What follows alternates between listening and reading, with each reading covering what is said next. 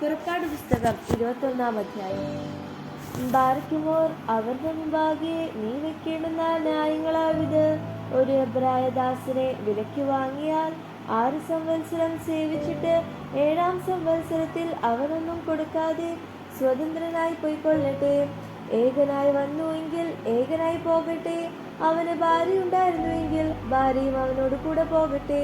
അവന്റെ യജമാനൻ അവന് ഭാര്യയെ കൊടുക്കുകയും അവൾ അവന് പുത്രന്മാരെയോ പുത്രിമാരെയോ പ്രസവിക്കുകയും ചെയ്തിട്ടുണ്ടെങ്കിൽ ഭാര്യയും മക്കളും യജമാനനെ ഇരിക്കണം.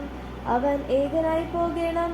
എന്നാൽ ദാസൻ, ഞാൻ എൻ്റെ യജമാനനെയും എൻ്റെ ഭാര്യയെയും മക്കളെയും സ്നേഹിക്കുന്നു, ഞാൻ സ്വതന്ത്രനായി പോകുകയില്ല എന്ന് തീർത്തു പറഞ്ഞാൽ യജമാനൻ അവനെ ദൈവസന്നിധിയിൽ കൂട്ടിക്കൊണ്ടു ചെന്ന് കതകിന്റെയോ കട്ടളകാലിന്റെയോ അടുക്കൽ നിർത്തിയിട്ട് സൂചി കൊണ്ട് അവന്റെ കാത് കുത്തി തുളയ്ക്കണം.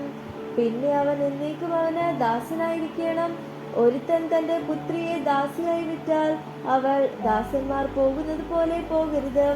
അവളെ തനിക്ക് സംബന്ധത്തിന് നിയമിച്ച യജമാനന് അവളെ ബോധിക്കാതിരുന്നാൽ അവളെ വീണ്ടെടുപ്പാൻ അവൻ അനുവദിക്കണം. അവളെ ചതിച്ചതുകൊണ്ട് അന്യജാതിക്ക് വിറ്റുകളവാൻ അവന് അധികാരമില്ല.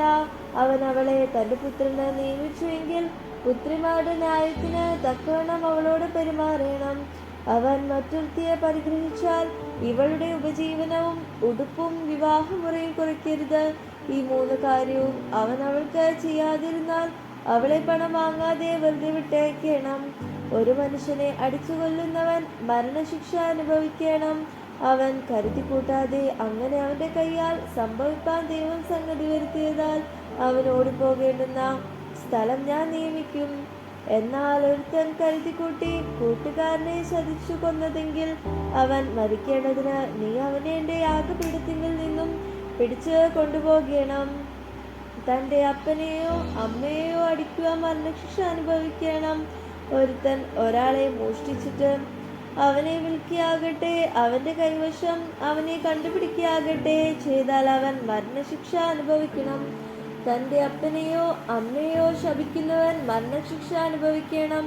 മനുഷ്യർ തമ്മിൽ ശണ്ട കൂടിയിട്ട് ഒരുത്തൻ മറ്റവനെ കല്ലുകൊണ്ടോ മുഷ്ടി കൊണ്ടോ കുത്തിയതിനാൽ അവൻ മരിച്ചു പോകാതെ കിടപ്പിലാകുകയും പിന്നെയും എഴുന്നേറ്റ് വടിയൂന്നി വെളിയിൽ നടക്കുകയും ചെയ്താൽ കുത്തിയവനെ ശിക്ഷിക്കരുത്. എങ്കിലും അവൻ അവന്റെ മെനക്കേടിനു വേണ്ടി കൊടുത്ത് അവനെ നല്ലവണ്ണം ചികിത്സിപ്പിക്കണം. ഒരുത്തൻ തന്റെ ദാസനെയോ ദാസിയോ തൽക്ഷണം മരിച്ചു പോകത്തക്കവണ്ണം വടി കൊണ്ടടിച്ചാൽ അവനെ നിശ്ചയമായി ശിക്ഷിക്കണം.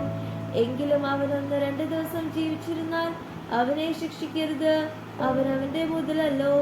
മനുഷ്യർ തമ്മിൽ ശണ്ട കൂടിയിട്ട് ഗർഭിണിയായ ഒരു സ്ത്രീയെ അടിച്ചതിനാൽ ഗർഭം അലസിയതല്ലാതെ അവൾക്ക് മറ്റൊരു ദോഷവും വന്നില്ലെങ്കിൽ അടിച്ചവൻ ആ സ്ത്രീയുടെ ഭർത്താവ് ചുമത്തുന്ന പിഴ കൊടുക്കണം. ന്യായാധിപന്മാർ വിധിക്കും പോലെ അവൻ കൊടുക്കണം. മറ്റു ദോഷം വന്നിട്ടുണ്ടെങ്കിൽ ജീവന് പകരം ജീവൻ കൊടുക്കണം. കണ്ണിന് പകരം കണ്ണ്, പല്ലിന് പകരം പല്ല്, കൈക്ക് പകരം കൈ, കാലിന് പകരം കാൽ, പൊള്ളലിന് പകരം പൊള്ളൽ, മുറിവിന് പകരം മുറിവ്, തിണർപ്പിന് പകരം തിണർപ്പ്. ഒരുത്തനടിച്ച് തന്റെ ദാസന്റെയോ ദാസിയുടെയോ കണ്ണു കളഞ്ഞാൽ അവൻ കണ്ണിന് പകരം അവനെ സ്വതന്ത്രനായി വിട്ടയക്കണം. അവൻ തന്റെ ദാസനെയോ ദാസിയുടെയോ പല്ല് അടിച്ചു തകർത്താൽ അവൻ പല്ലിന് പകരം അവനെ സ്വതന്ത്രനായി വിട്ടയക്കണം. ഒരു കാള ഒരു പുരുഷനെയോ സ്ത്രീയോ കുത്തിക്കൊന്നാൽ ആ കാളയെ കല്ലെറിഞ്ഞു കൊല്ലണം. അതിന്റെ മാംസം തിന്നരുത്. കാളയുടെ ഉടമസ്ഥനോ കുറ്റമില്ലാത്തവൻ. എന്നാൽ ആ കാള മുമ്പേ തന്നെ കുത്തുന്നതായും ഉടമസ്ഥൻ അതറിഞ്ഞുമിരിക്കണം. അവൻ അതിനെ സൂക്ഷിക്കായിക കൊണ്ട് അതൊരു പുരുഷനെയോ സ്ത്രീയെയോ കൊന്നുകളഞ്ഞാൽ ആ കാളയെ കല്ലെറിഞ്ഞു കൊല്ലണം. അതിന്റെ ഉടമസ്ഥനും മരണശിക്ഷ അനുഭവിക്കണം. ഉദ്ധാരണ ദ്രവ്യം അവന്റെ മേൽ ചുമത്തിയാൽ തന്റെ ജീവന്റെ വീണ്ടെടുപ്പിനായി തന്റെ മേൽ ചുമത്തിയതൊക്കെയും അവൻ കൊടുക്കണം. അതൊരു ബാലനെ കുത്തിയാലും ഒരു ബാലയെ കുത്തിയാലും ഈ ന്യായപ്രകാരം അവനോട് ചെയ്യണം. കാള ഒരു ദാസനെയോ ദാസിയെയോ കുത്തിയാൽ അവൻ അവരുടെ ഉടമസ്ഥന് 30 ശെക്കേൽ വെള്ളി കൊടുക്കണം. കാളയെ കൊന്നുകളയും വേണം. ഒരുത്തൻ ഒരു കുഴി തുറന്നു വെക്കുകയോ കുഴി കുഴിച്ച് അതിനെ മൂടാതിരിക്കുകയോ ചെയ്തിട്ട് അതിലൊരു കാളയോ കഴുതിയോ വീണാൽ കുഴിയുടെ ഉടമസ്ഥൻ വില കൊടുത്ത് അതിന്റെ യജമാനന് തൃപ്തി വരുത്തണം. എന്നാൽ ചത്തുപോയത് അവനുള്ളതായിരിക്കണം.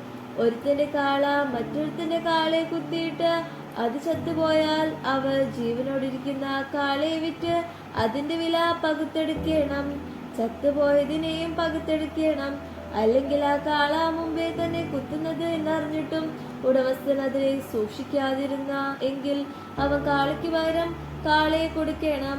എന്നാൽ ചത്തുപോയത് അവനുള്ളതായിരിക്കണം. ദൈവമേ, സ്തുതി നിനക്ക് യോഗ്യമാവുന്നു.